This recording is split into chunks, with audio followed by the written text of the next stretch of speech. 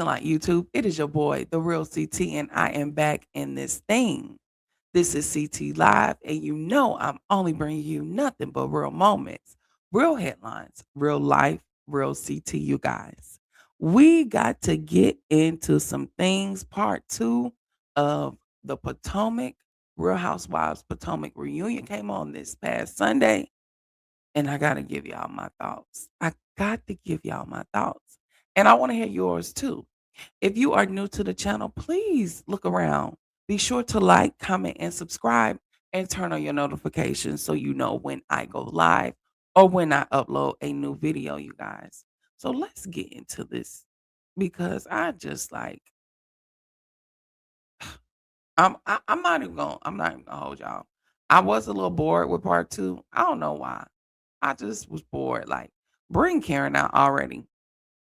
But we're just gonna take it through what the takeaways were. So Andy starts with Ashley. Okay. Ashley, we're coming in from part one into part two, and we're coming in off the back of Wendy and Ashley's, disagreement going back and forth. And Ashley with this whole 6'7", 6'7", trying to call out the number of alleged credit cards that Wendy was using or whatever with the case. It's like, Ashley, it's giving desperate. It's giving desperate. Like, could you please stop? Please stop. So we see Ashley and Wendy going back and forth, back and forth. And Wendy sat up there, and I don't blame her. She sat up there and said she really doesn't accept Ashley's apology because she felt like it wasn't genuine from when she apologized to her at BravoCon.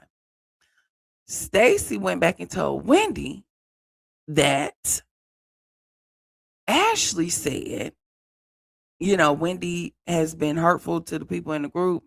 And, she really doesn't feel bad. She feels bad for her children, but, you know, she really doesn't feel bad for Wendy in this whole jail situation.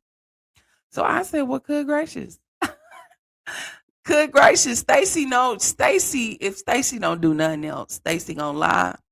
Stacy gonna run you around in a circle with them lies. And then she gonna throw you under the bus and tell you what you said and what she said and what she told. I'm just like, Lord Jesus. Stacy will tell on you, but Stacy won't tell on herself. God, don't read me careful. You got to be careful of that, Stacy. But I love Stacy. So Ashley said, and Andy touched on a lot of that. A lot of viewers feel like Ashley was just super messy and mean this season. And I'm like, dang, you know what? I think about it. Yeah. I feel like she was just messy for no reason. I mean, I don't think Ashley was always messy. She always picked me as like to be the bone collector. Like she would take back what was saying, but not messy. I mean, I guess one was like maybe messy. I don't know. I don't really pay attention to Ashley that much.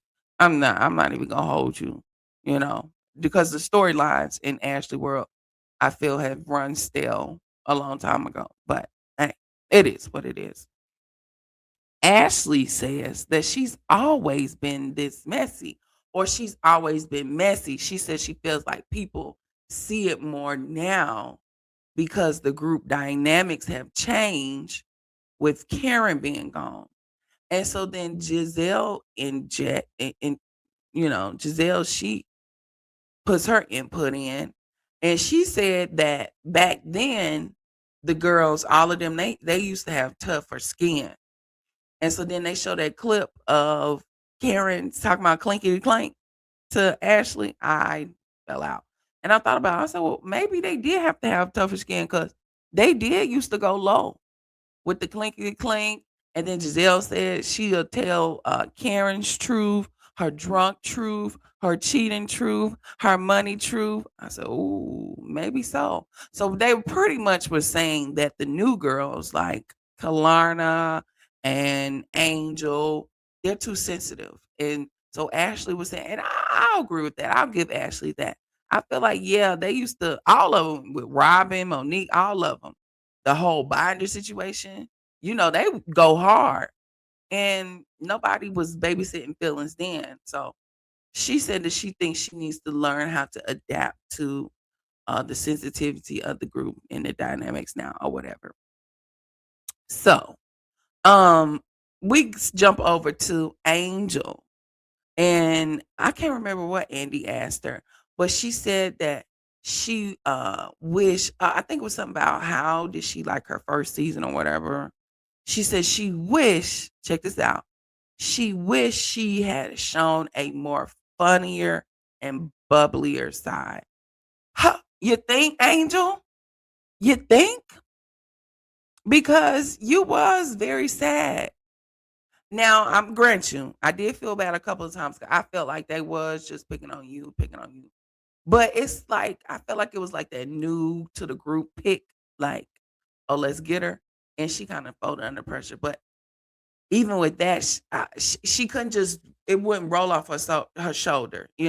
She was just like too whiny for me. Her and Kalana, I was like, dang, they really were madness and sadness. Even though I somewhat like Angel. I'm not even gonna hold you. I feel like Angel, she deserves one more season. Let's just see if she can turn it around. Kalana, she can go. Kalana can go. Cause I'm disappointed in Kalana. We're gonna get to Kalana. Is it Kalana or Kay? Kiana. Lord, Stacy got me calling a girl Kalana. All right. So then we go over and who was next? Oh, they talked about Ashley and Josh. I'm like, that storyline runs still. So they're going over why she broke up with him on camera. Next. Don't care. Um, and then they get to Ashley and Sharice's son. And I'm like, Lord, Jesus. It's like they're pulling for a storyline. That wasn't even really no good storyline to me either. I don't even know why we still talking about it, honestly. But what the catcher was that I did think was interesting is how Sharice did do a whole press run of how she was upset with Ashley. And I am gonna agree with Ashley. She wasn't at least how it showed, she didn't seem upset in that lunch scene when Ashley told her and her son had kissed. But then she goes and do a whole press tour. Mm. And then they even talked about how Sharice would tell Ashley she should be her daughter-in-law. She should be date her son. I don't know. We don't know that to be true. I mean, Giselle co-signed it, but Giselle co-signs a lot of stuff, so we don't know that to be true. But hey, I don't know. At the end of the day, they all be lying. They want to call Stacy out for their lies, but they all be low key lying when necessary. So then, guys, we get into Greg, Greg and Kalana, Greg and Kay, Greg and Kay, Greg and Kay. Gosh, yo. Kalana pulls out the picture frame, and I'm just like, I don't know. I can't think of the actual saying it is, but it's always the most prettiest girls. They either want the bad boys, or they want the guys that's not gonna. They don't want a good guy because I'm a good guy. But they want the bad guy or the guy they don't really want to be with him. I do not think Greg want to be with her. As a man, I'm a man. When you got this chick you going with, and if you want to marry them, or if you even want to be with them, you want to be together. And if I love somebody and we've been going together 3 years, and I know deep down in my heart if I want to marry them or not. Greg, if he wanted to marry Kay, he would have done it already. Not even marry. If he wanted to even work towards that direction, he would give her a ring. Why not propose? This is a woman you've been going with 3+ years. Why not? He don't want to be with you like that. Just how like King didn't want to be with Quiet. That's the bottom line. And she looks sad as hell up there. Oh, she pulls out the picture frame and she said, "Oh, he gave me the picture frame because me and Greg, we always look at the bigger picture. And I like my picture frame." Hey, what the fuck? I swear for goodness, it be the prettiest ones, and she's so pretty to me. Like, I ain't saying he don't treat her well or not, but I'm just saying bottom line, if you've been with a woman that long, you know deep in your heart if you wanna get married or not. Let's be for real. So Giselle chimes in and she's like, um she said, "Well, with the rest of the world, everybody thought she was getting a ring because they went to the jeweler." And Giselle made a good point. Why did the he went to the jeweler for a picture frame. So I thought about it. I was like, "Yo, he could have got a picture frame from anywhere." So really, it kind of looked like he was playing with her. If we being real, looked like he was playing with her because you're at the jeweler. Oh, you're at the jeweler where y'all are looking at rings, but you don't get a ring, you get a picture frame. He coulda got a damn picture frame from Walmart, for God's sake. Why he had to go to that jeweler to get a picture frame? Like, it is giving he don't wanna be with you. He ain't really trying to. I ain't gonna say be with you, but he don't want to be committed in no marriage like that. I'm just saying.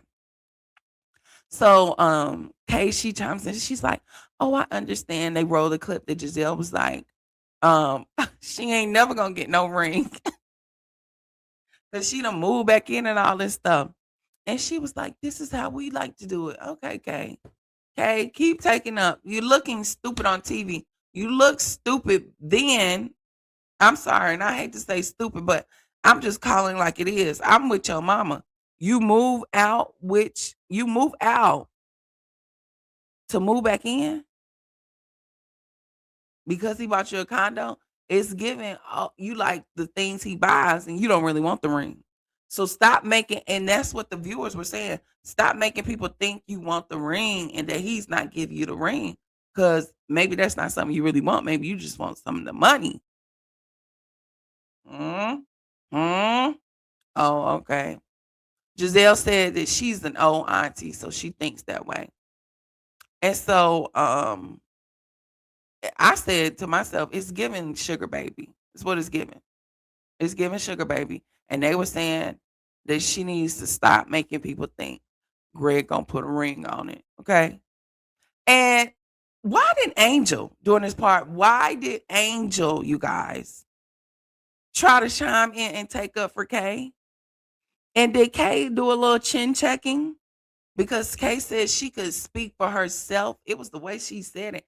And just the whole reunion to me, Kay, she just had like this attitude. She was a little tad bit too aggressive with everybody that was coming with her. I think that's the thing with Kay. She just be too aggressive. Now, if she's anything like me, you could be thinking it's one way in your head and you could think you're going to say it one way in your head, but then it comes out a totally different way.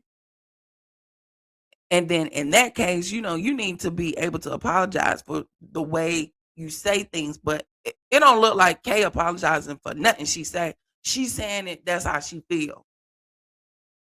And so I'm just like, mm-mm, not Kay getting called out. So then let's see. It goes to Wendy and Kay. So then we go back over their whole the speaking engagement ordeal. And that was another storyline. I am so tired of it. Yes, Kay may have some valid points, but her delivery, Wendy is too smart and Wendy can work circles. And I do feel that Wendy, she could play some mind games on you. And you'd be like, well, damn, I thought she was, yeah, I thought, stuff like that. And so I'm not saying Kay don't have legit points or something that happened at the whole speaking engagement, but it's like, damn, let it go. Wendy with her receipt of somebody saying texting her, they look close together, whatever. I can't remember what exactly her text say. And then Kay pulling out a picture of the room and damn Stacy. Oh Lord Jesus, it sure is a pretty room. It's a beautiful room. Stacy, Stacy, please. Not now. I was tired. That the whole speaking engagement, I feel like it's so childish. It's so petty. Like, Damn, she either spoke to you, she didn't. She didn't speak to her, don't speak to her the next time. How about that? If you don't speak to me, I won't speak to you the next time. I mean, good gracious. But clearly, Bravo showed the picture of them hugging at the event. So at some point, they had to engage with each other. So is Kay really reaching or not? I don't know. I'm tired of that storyline too. Good, next. Okay. Um, so then we get to Andy, and I think Andy asks Kay, what is her biggest issue with Stacy? And um Kay explains that her biggest issue with Stacy is that she acts like she was aggressively more aggressive than everyone else in the group. And I'm like, oh, you know what? She might be right because a lot of times when Kay would speak to Stacy or anybody in the group, who else was she did? Oh, to Jazzy. Who else she did that to? With the chin checking with Angel, even though they cleared it up. She was a bit aggressive in her delivery a lot this season. So I'm not gonna say Stacy was lying or not. And then to make matters worse, why did Kay have to call Stacy a black Karen? But what I'm gonna tell you, Stacy did read her good. Stacy said she has a responsibility to not perpetuate the stereotypes. And she, as a black woman, has the responsibility to act accordingly and behave herself. I said, "Ooh, not Stacy checking Kalana like that." She told her she got a responsibility to behave herself. Stacy talked to her like she was about 3 years old. But I mean, can you blame her when you out there yelling and screaming and uh, acting like you damn three? That's what you gonna get when you out here doing stupid craziness. That's what you gonna get.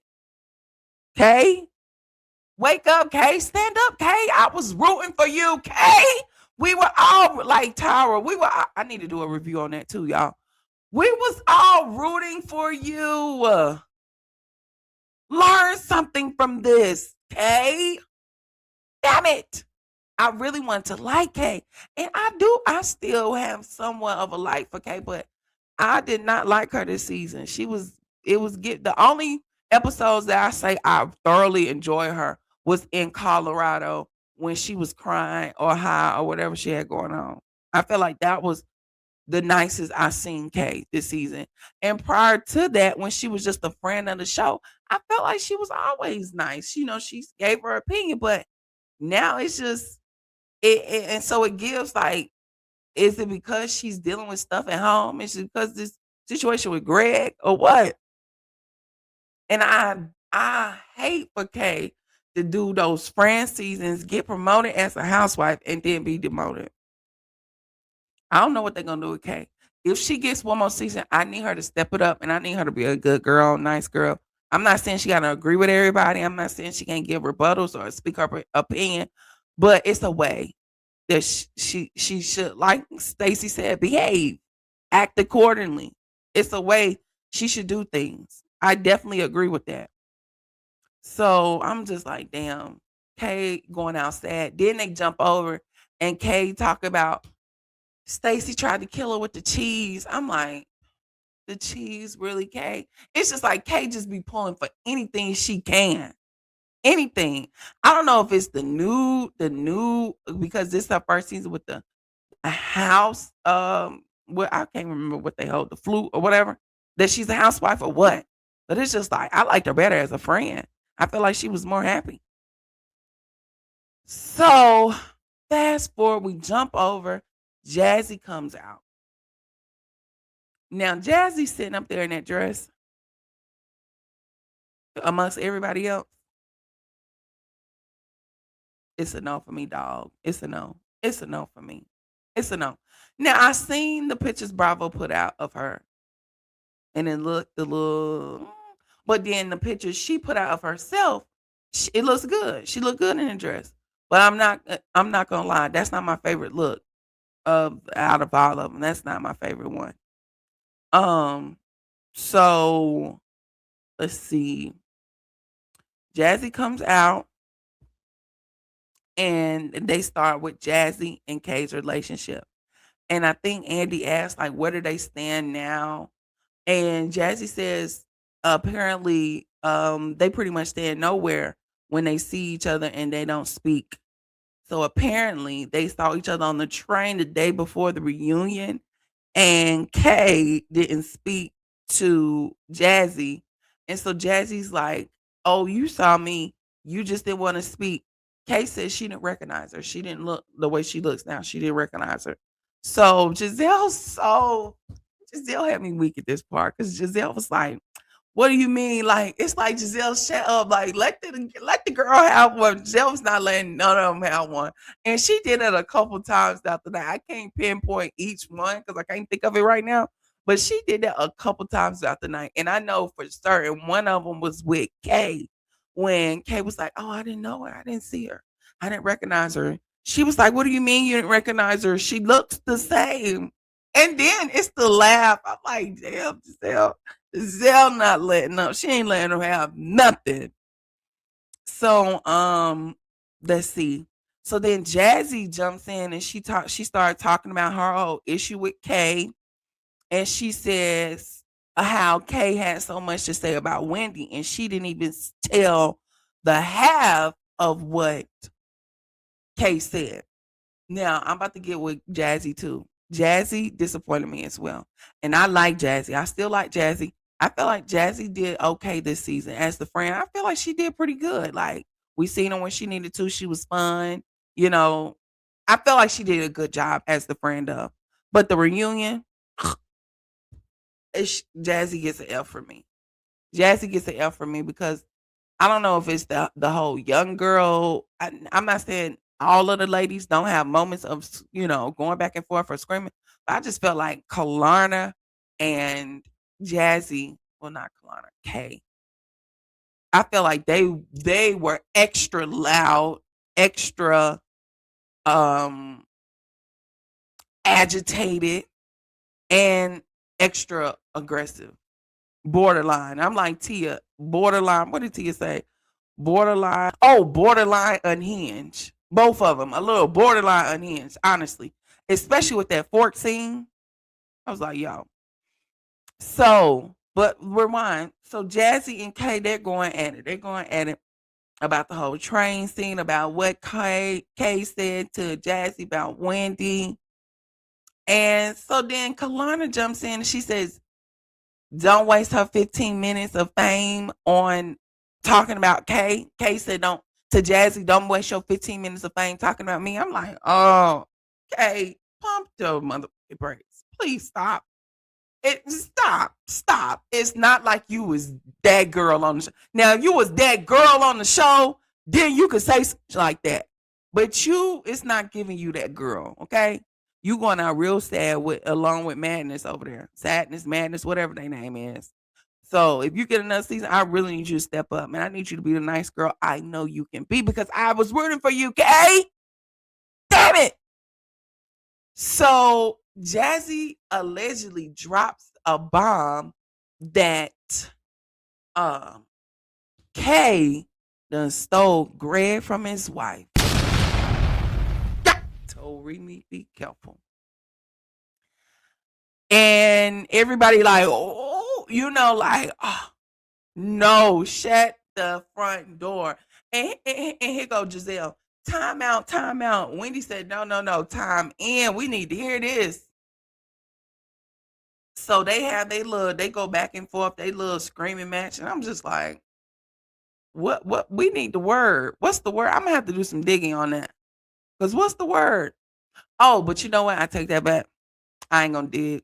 Because I did see online how Jazzy put out not Jazzy, Kay put out a statement of the overlapping of dates. It's public information. You could pull it up. Let me see. Let me see if I can find it, y'all, while I'm here.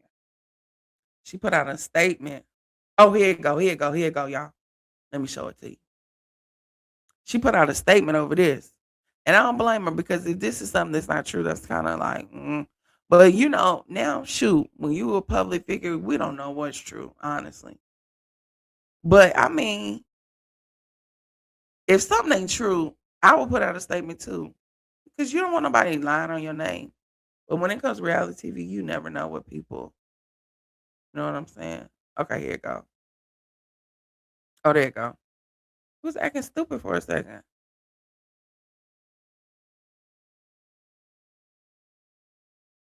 Okay.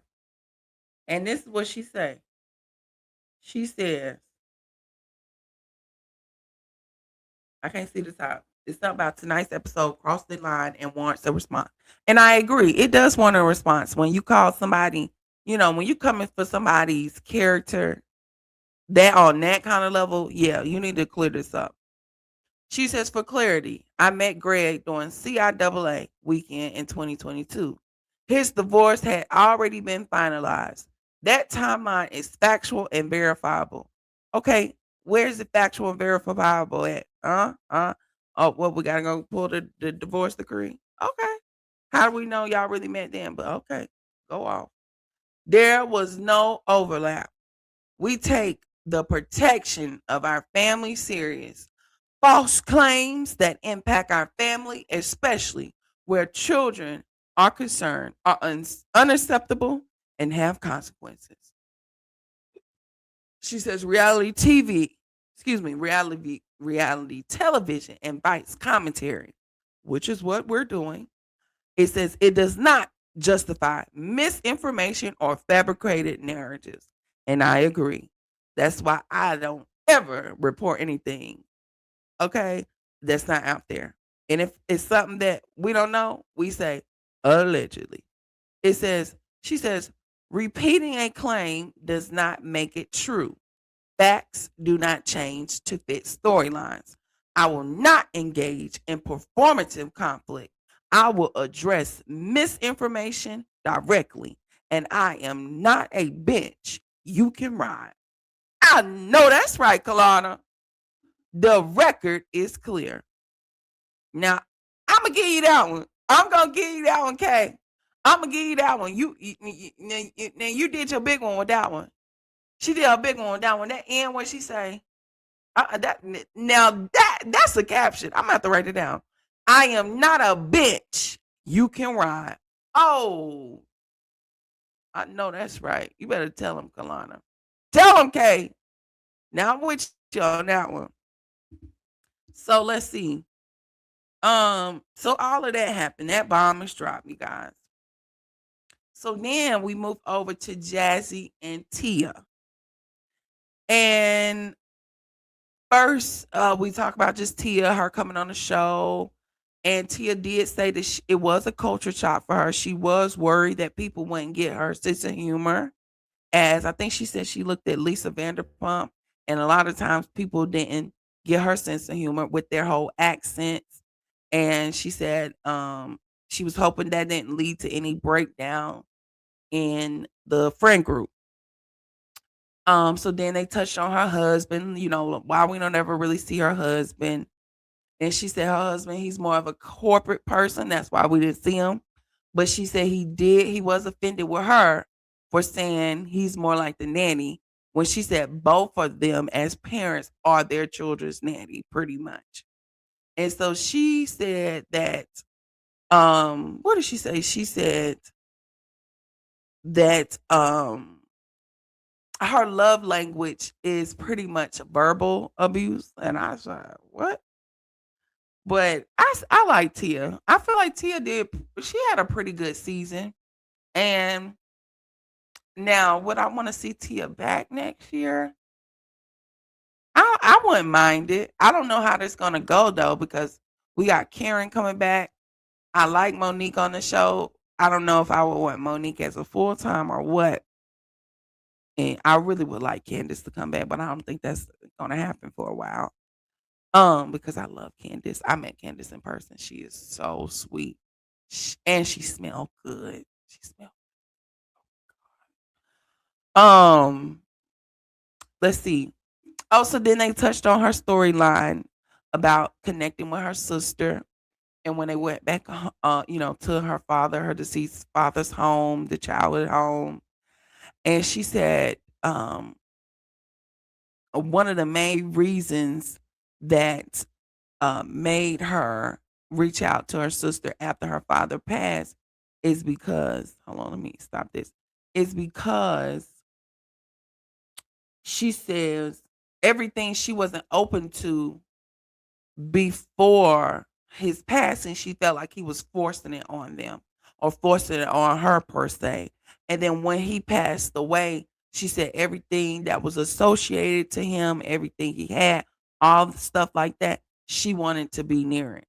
And so that's what really made her go out for her relationship with her sister, which I love that. I love that. Family's important, whether it's biological or not. You know, family is important, especially in times of someone passing away. I love that for her.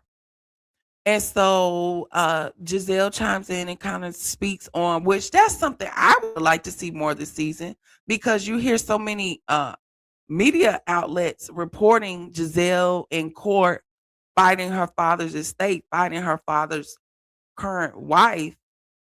And so she did share some light on losing the case. But this is my thing. I know she said the will was switched, but my thing is this: wouldn't her father have made sure what she was supposed to get went to her, and what the wife would have got would have went to her? I don't know the lady, never met her. I just couldn't see the lady changing or her father leaving everything to her and not his wife. I just I couldn't see that happening. But then I also couldn't see him not leaving the wife something and then leaving everything to Giselle. I just couldn't see it. Or vice versa, you know? I don't know. Um, so then it makes me wonder, was Giselle as close to her father as we think she was? Or did she thought of in a higher regard than what she really was? You know? I don't know. But she shed light on the verdict and she said it was painful. And she said it was not about money. It's about her father being a civil rights leader and how he has things from historical things that she said he wanted his grandchildren to have. And then she called the wife evil.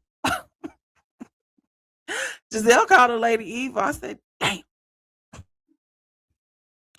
So then we get back on Jazzy and Tia.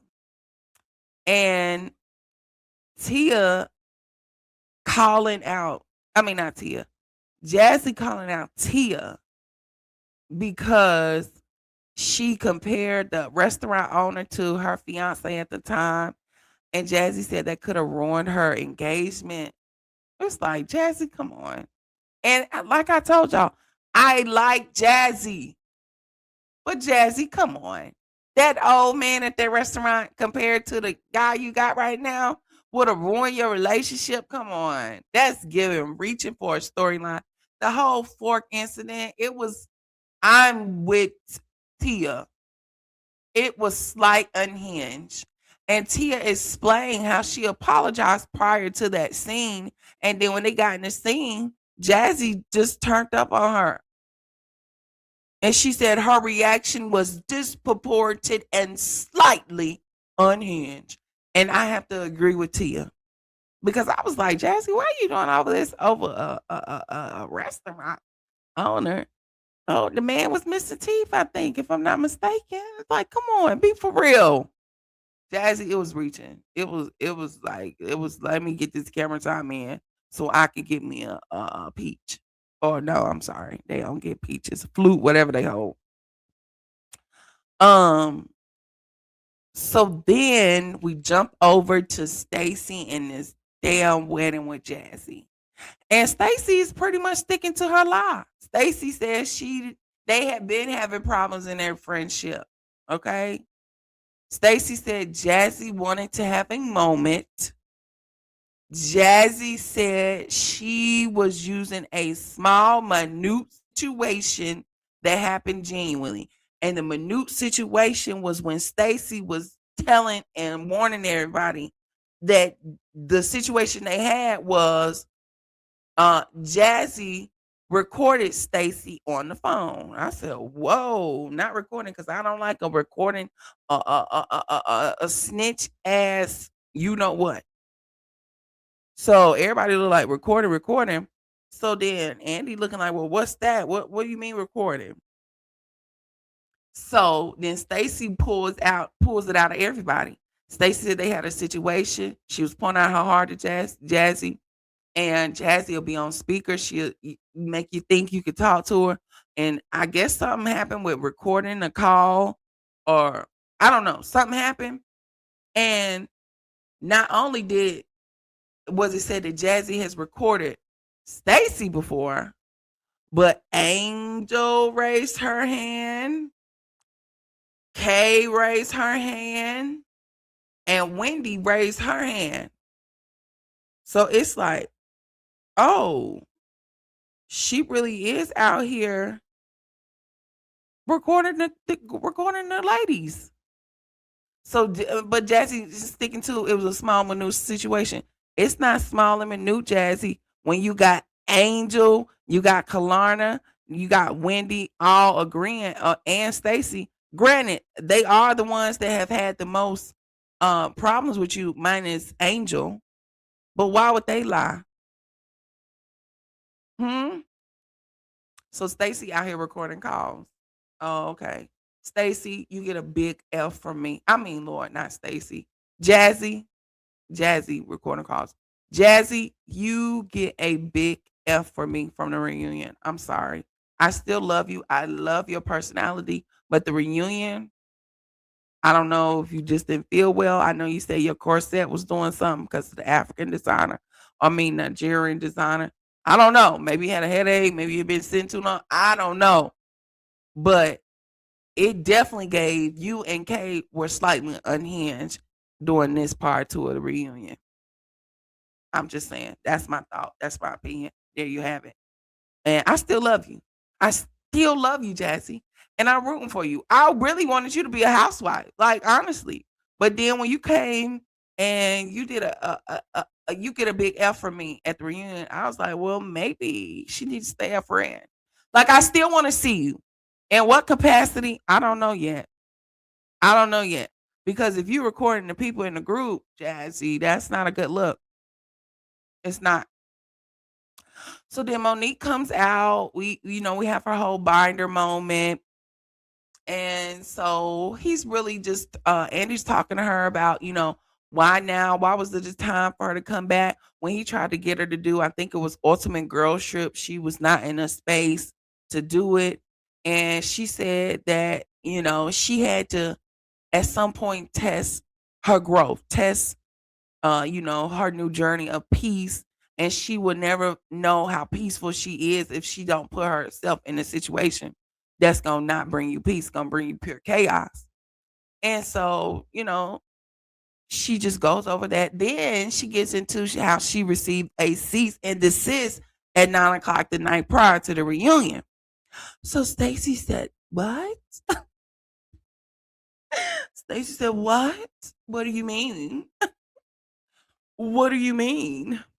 Um so Monique, they also talk about her and Giselle and how they are moving in a positive direction. Don't know if they'll be super friends, but they are moved in a positive direction. And one thing I did like that Monique said was she said her divorce taught her that she didn't love herself. And I thought, wow. She said her divorce taught her that she didn't love herself. And she said they say typically whoever you're in a relationship with would tell a lot about how you feel about yourself. And she said the relationship she was in had left her depleted. And I thought, dang, that's no way for somebody to live. So I'm glad she's free away from the marriage, because if you're in a marriage that is no longer serving you, it is stressing you the hell out, you need to get out of it quickly. Do not pass go. Do not collect $100. Get the hell out of Dodge immediately. Divorce, it depends. Sign off. Okay. And so then we get over to Monique talking about Monique and Angel. And Monique pretty much said how she wanted to clear up that she wasn't coming after Angel's marriage. She was just speaking of what she was picking up on. And I was like, okay, I'm glad she made that clear because it did seem like she was projecting on the Angel. And I told you, I don't like nobody that's projecting. Don't be projecting what you got going on or what you think or something that's happening to you onto me because that's not my life. That's not my situation. That's not my ministry, nor is it my testimony. Okay. So then they get into how Angel's husband, I think it's Chris, is pretty much mad with a lot of the ladies in the group of over the season things they've said. And I don't blame them. You know, if you're saying stuff about me, this is not my platform. The show is not about the men, it's about the women. So he can't really speak up for himself. His wife has to do it for him. But apparently, like any interactions they've had in real time, Chris hasn't spoken to him. And Monique says she's seen Chris like quite recently. I don't know if it was at the reunion or prior to or whenever. And she said she spoke and he didn't speak.